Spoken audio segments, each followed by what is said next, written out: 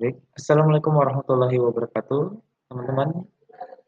Kembali lagi di video saya kali ini. Kali ini saya akan membahas tentang arah mata angin. Nah, teman-teman, mungkin teman-teman sering bertanya, di Indonesia, ya ini sudah saya tampilkan peta Indonesia, ya di beberapa wilayah di Indonesia ada yang eh, nama provinsinya itu merupakan arah mata angin, teman-teman. Misalnya di daerah Sumatera. Ada namanya Sumatera Utara, ada Sumatera Barat, ada Sumatera Selatan. Nah, dia memakai arah mata angin. Kemudian di Jawa ada Jawa Barat, Jawa Timur, ya. Kemudian di Kalimantan ada Kalimantan Barat, Kalimantan Timur, Kalimantan Selatan. Nah, kemudian di Sulawesi ada Sulawesi Utara, Sulawesi Barat, Sulawesi Tenggara, Sulawesi Selatan. Kemudian di Maluku ada Maluku Utara. Kemudian di Nusa Tenggara ada Nusa Tenggara Barat, ada Nusa Tenggara Timur. Di Papua ada Papua Barat. Nah, itu merupakan nama-nama provinsi di Indonesia yang memakai arah mata angin, teman-teman. Nah, tahu tahu nggak sih teman-teman kenapa eh, nama-nama provinsi tersebut memakai nama mata angin? Nah, berikut penjelasannya ya, teman-teman. Nah, teman-teman, nama-nama provinsi di Indonesia yang memakai arah mata angin itu disebabkan karena letak atau posisi dari daerah tersebut. Contoh, di Sumatera, ya, di Pulau Sumatera. Dikatakan ada Sumatera Utara karena letaknya berada di utara, ya, paling utara dari Pulau Sumatera itu sendiri. Jadi, karena utara kalau kita melihat dari kompas, ya, dari arah mata angin yang kita punya, bagian atas, ya, bagian atas ini itu adalah utara, teman-teman. Jadi Sumatera Utara letaknya bagian utara dari Pulau Sumatera itu sendiri. Kemudian Sumatera Barat berarti dia letaknya bagian barat atau bagian kiri dari Pulau Sumatera, ya, kiri dari kalau kita menghadap sama peta Indonesianya, ya. Kemudian Sumatera Selatan berarti dia berada di bagian bawah, ya, dari Pulau Sumatera sendiri, bagian selatan. Nah, dikategorikan bagian bawah, ya.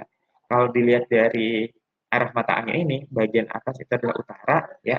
Utara, kemudian semakin kita searah jarum jam, ya, searah jarum jam berarti ke arah seperti ini, ya, teman-teman, ya.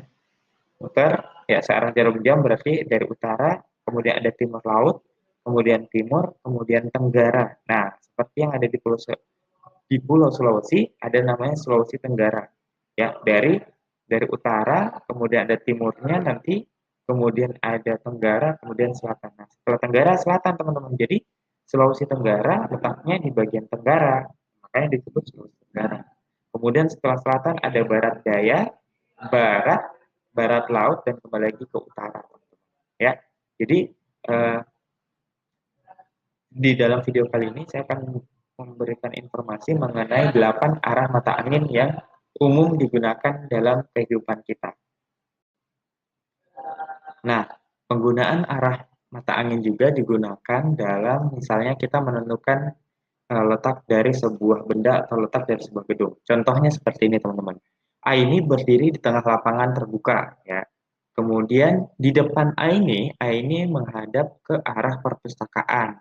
Kalau kita menganggap perpustakaan ini, A ini menghadap ke perpustakaan itu arah utara, maka di arah timur lautnya adalah kolam renang, teman-teman. Kemudian di arah selatannya dari A ini adalah jembatan penyeberangan, ya. Jadi kalau kita utarakan perpustakaan ini sebagai wilayah utara, ya, berarti jembatan penyeberangan ini kita anggap dia sebagai selatan, ya. Kemudian di sebelah kiri dari Aini ini adalah sisi barat. Oke, berarti di sebelah kanannya yaitu bandar udara berada di sebelah timur. Nah, jika ada pertanyaan eh, arah bagian barat laut dari Aini adalah, ya, pasti barat lautnya antara barat dan utara. Nah, ini ada barat laut, yaitu taman bermain.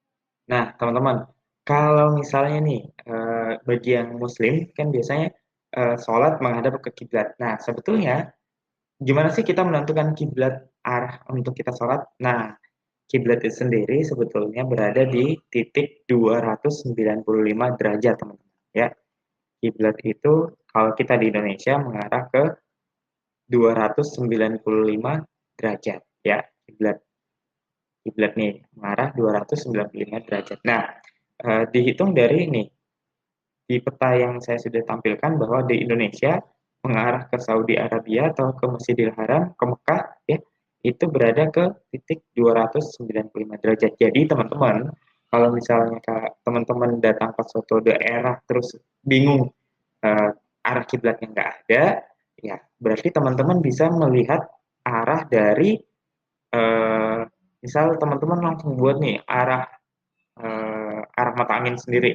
Ini utara, ini timur, ini selatan, dan ini barat. Nah, dari barat ini geser sejauh 25 derajat. Nah, ya, geser sejauh 25 derajat. Di sini sudah 295 derajat. Jadi ini baratnya ini adalah 270 derajat, ya.